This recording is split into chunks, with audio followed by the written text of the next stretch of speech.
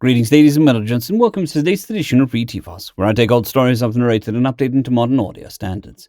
This particular story is called The Lesser Hell, written by ThreeDucksInAManSuit. Welp, I'm gonna die. Let's try and look at the positives. I'll be the first person to perish on another planet. On the minor side, I wasn't exactly passing away peacefully, surrounded by friends and loved ones. I was still 5 kilometers out from the colony, but I wasn't going to make it. Oxygen levels were just too low. Lightheadedness was swamping me. The reddish landscape swam before my eyes. That goddamn beeping sound wasn't helping. Was I hearing things? Alright. That was the O2 alarm, warning me that I was about to pass out. I'd contacted the colony, so some of those fish-looking weirdos who could actually breathe in this soup would probably be out here in time to drag my lifeless corpse back to the base. Didn't help me much right now, though. They were slower than a turtle on flypaper. I suppose I should be feeding more of an existential despair that's supposed to accompany knowledge of certain death. I remember sitting at Grand's bedside when she was in her last moments, letting slip how she didn't want to go and was terrified. Terrified enough to traumatize a 7-year-old girl with a brutal glimpse of the future. But all I felt was a vague sense of shock, foreboding, and tiredness.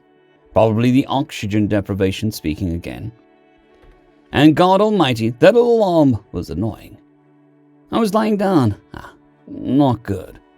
As long as I was still walking in the right direction, there was still hope, right? Jumbled thoughts flitted through my brain. Then, just black. For a long moment, it felt like I was floating in nothingness. I couldn't really say my surroundings were dark, if I was on space or on planet. Not because I lacked the capacity to observe, but because my mind was so distracted by half-formed thoughts and memories I couldn't really pin it down. It was like being in a dream. Then, like waking up, reality returned. It was wet. That shouldn't be possible. We didn't know much about the fish-looking aliens we shared the new colony with, but we knew that, somewhat ironically, their planet was devoid of liquid water. Early tests had suggested that they even had some kind of aversion to it, as it was poisonous to them.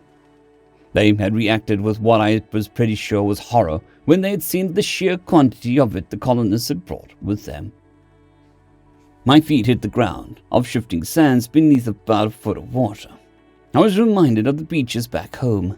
Again, impossible. I was light years from Earth. There were no beaches on Outreach.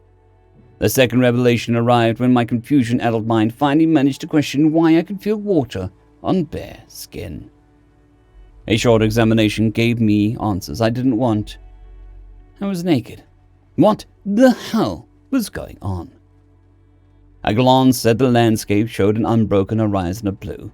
Water in slow, lapping waves lit by an icy light from no discernible source. It was cold.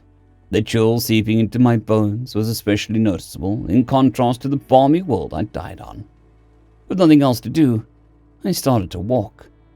I noted with some minor interest and disgust that the water had tiny floating worms in it. They would swim up to my legs and investigate, before sharply losing interest in me and drifting off to do whatever it is creepy afterlife waterworms do in their spare time. I walked for hours, but strangely didn't get tired. The cold was annoying, but only mildly. Really, the whole situation was more bemusing than anything else. I was Alice, lost in Wonderland. Finally, a sound of waves breaking at the shore announced something approaching. I peered at the distance to spy a human-sized something charging towards me. Only when it was 100 or so meters away did I recognize it for one of the natives, its fins and rust-colored skin leaping out of its features. But there was a great deal wrong with this picture. It was moving a great deal faster than the meandering locals I had seen, almost at the running pace of a human. Water was supposed to be deadly to them, but it was charging through the shadows with great enthusiasm. Come to think of it, didn't they also flourish in a much higher temperate zone than us? This cold should have been positively glacial to them. The more I thought about it, the more this place seemed really unsuitable to the locals of a dry, hot planet. Only when it got closer did I hear the croaking noise these creatures made when they laughed and see the anatomically improbable spikes and patches of atypical coloration adorning its body. This was not a standard member of the species. It stopped just before reaching me and began to speak. Regrettably, my translation implant was in my suit, which hadn't made it with me into this weird place, so I could only rely on my very rudimentary understanding of the language. Something eternity. Was that the word for suffering? I think I heard one of them use that word when we ran out of fiber crackers in the cafe. It drew some kind of instrument from the thin air as it spoke. It resembled a tube of clear jelly attached to a solid handle. Upon the completion of this little speech, it waved it towards me. The sheer surprise at the action prevented me from dodging it in time, and the tube splattered on my chest, breaking across and leaving a trail of slime that smelled vaguely of citrus. Hey, gross! I took a step back and scooped up some water to wash it off. It tingled slightly. This whole situation was just getting weirder and weirder. Who the hell even are you? Where is this place? The fish dude wandered forward to try and strike me again, but this time I dodged out of the way. It was faster than the average member of its race, but it was still easy enough to avoid for a fit human. They were creatures who survived depending on physical resilience against their environment, not running from predators like humans. It chased me without tiring, coming at me with the jetty sword again until eventually frustration made me lose my temper. Oh, fuck you, fish face, eat sand! I dashed around to its back before it could turn and pushed it down. It went down into the water with a splash. Damn thing must have weighed damn near 200 kilos. Its jetty whip flew up from its hand, landing a step away from it. Not letting the opportunity drop, I darted forward and grabbed it. Let's see how you like it. I struck the creature with the whip as it was pulling itself back to its feet. Instead of a line of harmless slime, the streak where the jetty splashed onto it left an angry red welt. The creature moaned in a sound I recognized as pain. Abruptly, the fish dude dissolved into the water like candy floss, making me leap back in mild disgust. What the fuck? It wasn't over. Water didn't rush in to fill the gap left by his disappearance. Instead, there was a dry hole in the middle of the landscape of endless water. Looking into the hole, I realized there was no sand like what I was walking on. Instead, it led to somewhere familiar. When I calmly walked into the colony's workers' lounge and requested something to wear, the room almost immediately erupted with screaming. I was back, but I still had no idea what was going on. The hole I crawled through to get back to the colony had disappeared the moment I was through, as if it had never been there. It had appeared on a wall, behind which I distinctly noted a lack of any endless stretches of calf-high water inhabited by creepy fish dudes, making me wonder if I'd hallucinated the whole thing.